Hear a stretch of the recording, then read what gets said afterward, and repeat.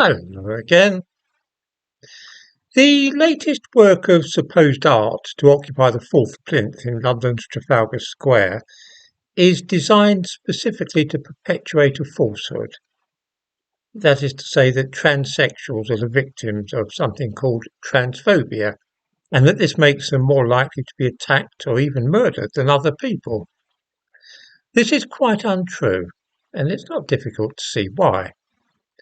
The new sculpture, which may be seen in the thumbnail to this video, consists of 726 casts of the faces of transsexuals and so-called non-binary people, half from Mexico and half from Britain.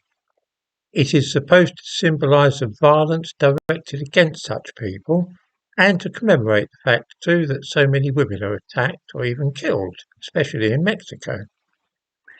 This ties in neatly with the idea in this country that transsexuals are more likely to be attacked or even killed than straight people. It is not true, and it's easy enough to explain why. Most people these days couldn't care less if they see somebody who appears to be physically male but is wearing makeup and women's clothes. It might have raised eyebrows 50 years ago. These days, not really. I don't say that some old dinosaurs will not mutter "Oh, blimey" at the sight of such a figure, but they will not launch a furious attack on the individual. And yet it is undeniably true that men who identify as women are more likely, statistically, to be beaten up or even murdered. So what is going on? It is true that a man who wishes for his body to be surgically altered so that it is more like that of a woman can eventually obtain this treatment on the National Health, usually after a long wait. But that's only the beginning. It's only essentially a minor aspect of the process. Unless this person wants to go through life looking like a pantomime Dave, there are many other procedures needed to make him into a convincing female. For example, facial hair. It's not something most people even think about when they hear about transsexuals. Nothing is more of a giveaway for a man trying to pass for a woman than the sight of an unshaved chin. The answer is, of course, facial electrolysis. To remove the average grown man's beard entirely, around 150 hours of electrolysis will be required. Some of this will be repeat treatments because even after hair has been removed in that way, it has a tendency to grow back. Sometimes 200 or 300 hours might be necessary. You might, if you're lucky, find somewhere which will do it for £50 an hour.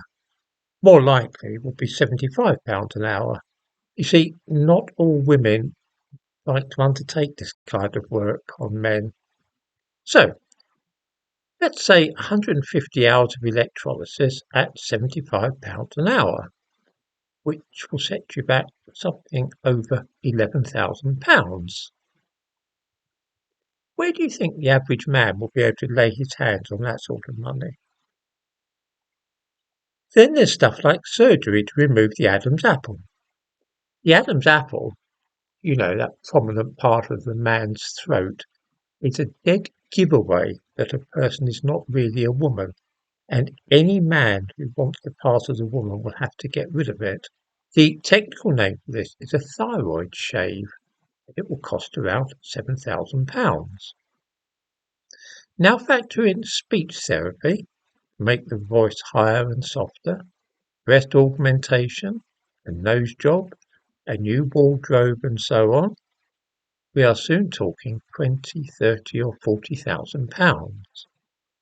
And this is just for the extras, even after you've had what used to be called a sex change operation. How do viewers think men finance all this? How would they lay their hands on that sort of amount of money? Well, many of them turn to prostitution. And right away we are entering a lifestyle with the highest risk of being the victim of physical violence of any line of work. That is simply for starters. Prostitutes, whether natural-born women or men or male-to-female transsexuals, are far more likely to be beaten up or murdered than, say, staff in an Amazon warehouse or someone working in an office. It is a dangerous business, and the homicide rate for prostitutes is at least 30 or 40 times higher than for any other profession. Since many of the men seeking to change sex go on the game to raise money before they've had any surgery, they try to limit their services to activities short of full penetrative sex. They don't really want it to be known that they have penises.